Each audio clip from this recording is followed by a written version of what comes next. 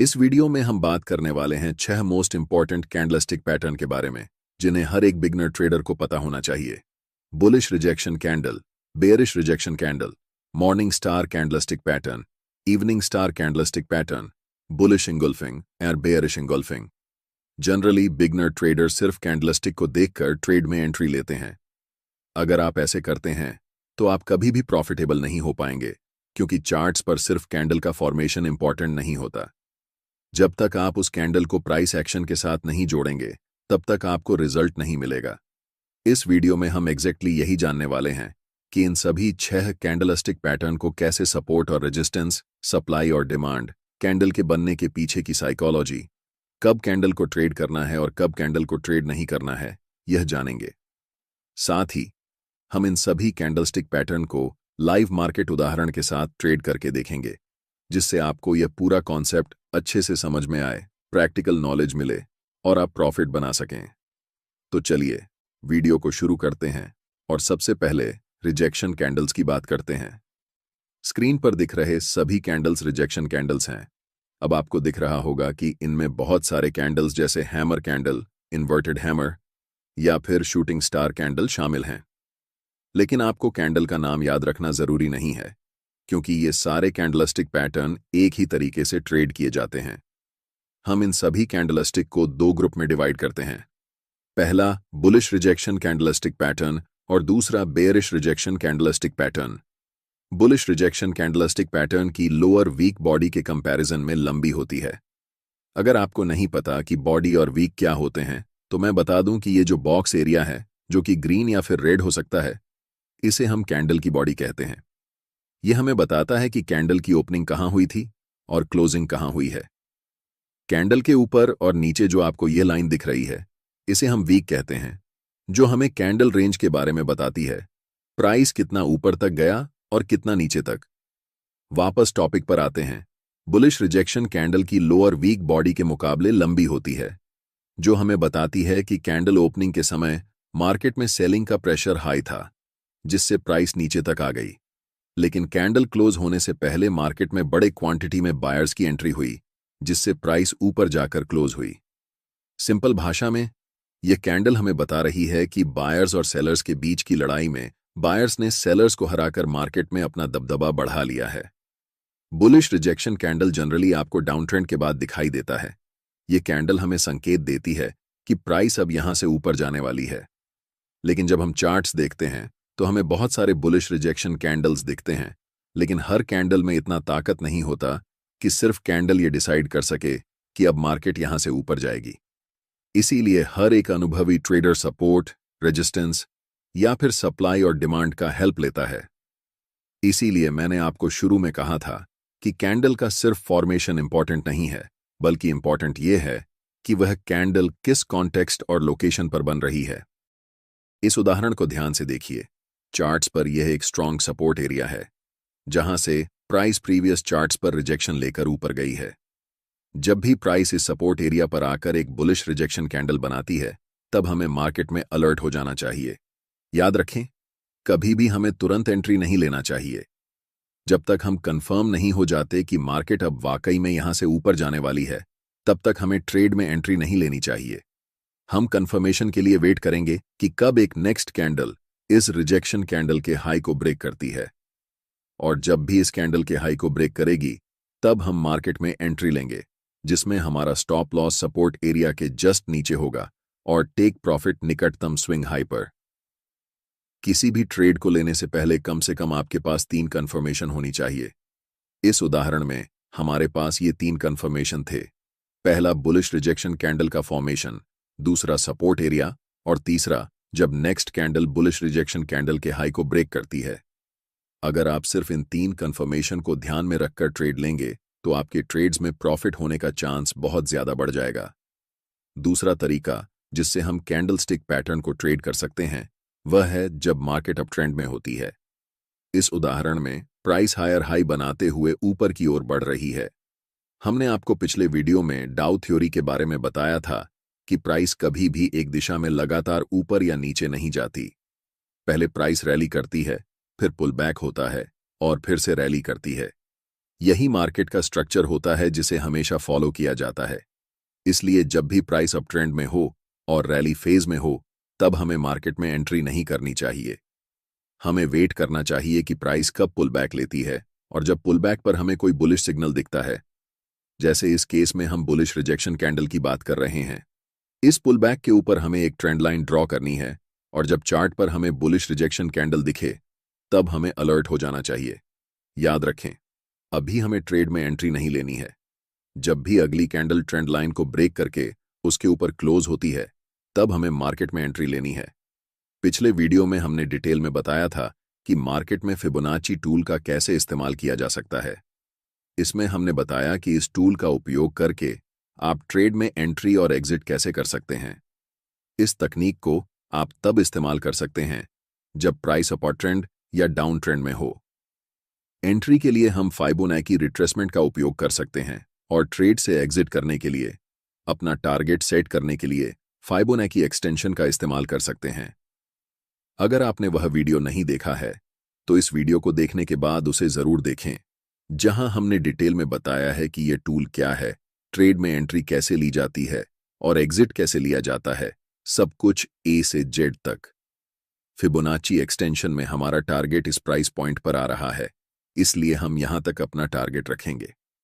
मैं चाहता हूं कि आप ध्यान से देखें कि इस चार्ट पर क्या होने वाला है। प्राइस लगातार ग्रीन कैंडल बनाते हुए ऊपर की ओर जाती है और हमारा टारगेट हिट हो जाता है। मैंने जो आपको इतना सारा चीज बताया, इससे आप सिर्फ बुलिश रिजेक्शन कैंडल में ही नहीं, बल्कि जितने भी प्रकार के बुलिश कैंडल्स होते हैं, जैसे morning star, bullish engulfing, hammer candle आदि, सभी कैंडलस्टिक पैटर्न्स के साथ इसे अप्लाई कर सकते हैं। अब इसके ठीक उलट हम बेयरिश रिजेक्शन कैंडल को ट्रेड करना सीखते हैं। इस उदाहरण को ध्यान से देखें। चार्ट पर यह एक पोटेंशियल रेजिस्टेंस एरिया है, जहां प्राइस पहले रिजेक्ट होकर नीचे की ओर आई थी और फिर से वापस उसी लेवल के पास प्राइस जा रही है।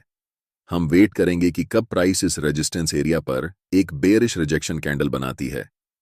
कैंडल के फॉर्मेशन के बाद जैसे ही अगली कैंडल उस कैंडल के लो को ब्रेक करेगी, तब हम मार्केट में सेल पोजीशन के लिए एंट्री लेंगे। यहां भी हमारे पास 3 कंफर्मेशन हैं। पहला, कैंडल का फॉर्मेशन। दूसरा, हमारे पास एक स्ट्रॉन्ग रेजिस्टेंस एरिया है। और तीसरा, जब बेयरिश रिजेक्शन कैंडल का लो ब्रेक होता है। इसलिए इस ट्रेड में एंट्री करना हमारे लिए कम रिस्की है, और यहां पर हमें प्रॉफिट होने के चांसेस ज्यादा हैं। अगली उदाहरण में प्राइस लोअर लो बनाते हुए नीचे की ओर जा रही है, जिसका मतलब है कि प्राइस क्लियरली अभी डाउन ट्रेंड में है।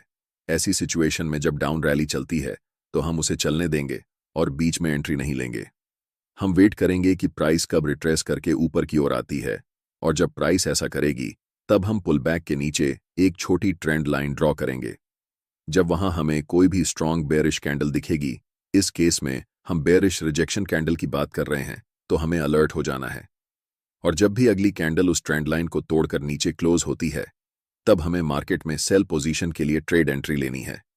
इसमें हमारा पहला टारगेट नजदीकी स्विंग लो होगा, और अगले टारगेट के लिए हम फाइबोनाची एक्सटेंशन का उपयोग कर सकते हैं। हर एक ट्रेडर की सबसे बड़ी दिक्कत होती है ब्रोकरेज। कैपिटल का ज्यादातर हिस्सा ब्रोकरेज में चला जाता है। आप अपना डिमैट अकाउंट एम स्टॉक ब्रोकर के साथ खोल सकते हैं, जहां सभी फाइनेंशियल एसेट्स में ट्रेड करने पर आपको 0 ब्रोकरेज लगेगा। चाहे आप delivery, intraday, futures and options, mutual funds या आईपीओ में ट्रेड या इन्वेस्ट करें, आपको लाइफ टाइम 0 ब्रोकरेज का फायदा मिलेगा। अकाउंट ओपनिंग फीस 999 रुपए है, और अकाउंट मेंटेनेंस चार्ज के 2 ऑप्शन हैं। पहला 149 रुपए का, जिसमें आपको 20 रुपए प्रति ट्रेड ब्रोकरेज लगेगा, और दूसरा 999 रुपए का, जिसमें लाइफ टाइम 0 ब्रोकरेज और मेंटेनेंस रहेगा। अगर आप ट्रेडिंग में सीरियस हैं, तो आप अपना डिमैट अकाउंट जरूर खोलें। फिर चाहे आप एक दिन में कितने भी ऑर्डर प्लेस करें, आपको कोई भी ब्रोकरेज नहीं देना पड़ेगा। अकाउंट ओपनिंग के समय आपको कुल 999 रुपए अकाउंट ओपनिंग फीस और 999 रुपए account maintenance charge plus GST देना होगा। एक बार अगर आप इन्हें पे कर देते हैं, तो आपको फिर कभी ब्रोकरेज पे करने की जरूरत नहीं पड़ेगी। हर एक फ्रेंड को रेफर करने पर आपको 555 रुपए मिलता है। यहाँ 1000 से ज्यादा स्टॉक्स पर 4 गुना ई मार्जिन फैसिलिटी मिलती है मार्केट में सबसे कम इंटरेस्ट रेट पर, जिसे आप लाइफ टाइम तक होल्ड कर सकते हैं। डिस्क्रिप्शन में दिए गए लिंक से अकाउंट ओपन करने पर मेरी तरफ से आपको सेबी रजिस्टर्ड एडवाइजरी ग्रुप का एक्सेस फ्री ऑफ कॉस्ट मिलेगा।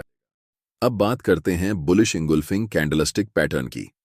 ये कैंडलस्टिक पैटर्न दो कैंडल्स से मिलकर बना होता है, जिसमें पहली कैंडल रेड कलर की होती है और दूसरी कैंडल ग्रीन कलर की। ग्रीन कैंडल का आकार पहली रेड कैंडल से बड़ा होता है। इस कैंडल के पीछे की साइकोलॉजी ये होती है कि सेलर्स मार्केट को डोमिनेट कर रहे थे, जिससे प्राइस नीचे गई। लेकिन एक खास प्राइस लेवल को टच करने के बाद बड़ी मात्रा में बायर्स की मार्केट में एंट्री होती है और प्राइस को पिछले रेड कैंडल के ओपन से ऊपर जाकर क्लोज करती है।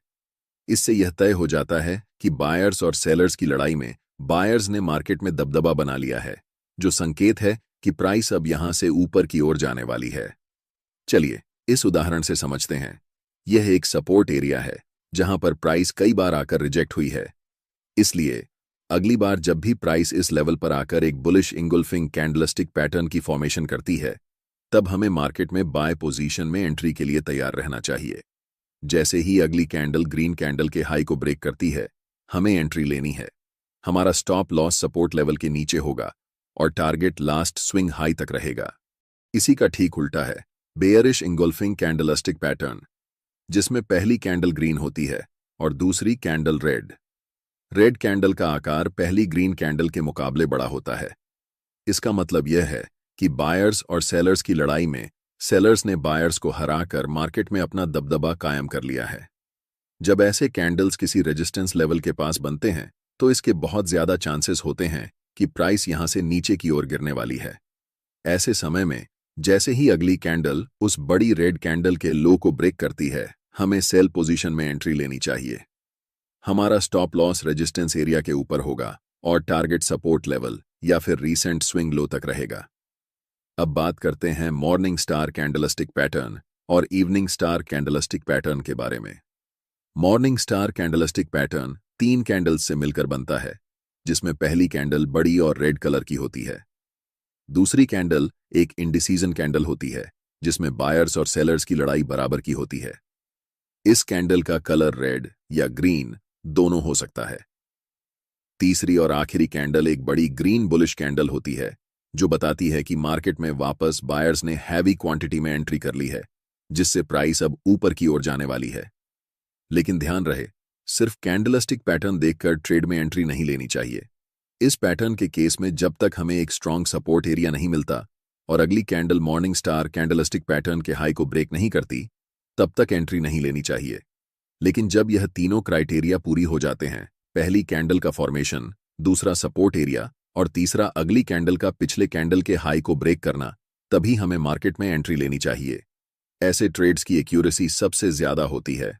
इस पैटर्न का ठीक उल्टा है इवनिंग स्टार कैंडलस्टिक पैटर्न।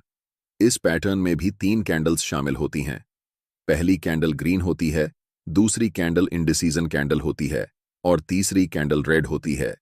अगर यह पैटर्न किसी रेजिस्टेंस एरिया के पास बनता है और अगली कैंडल पिछले कैंडल के लो को ब्रेक कर देती है, तो हमें सेल पोजीशन में एंट्री लेनी चाहिए।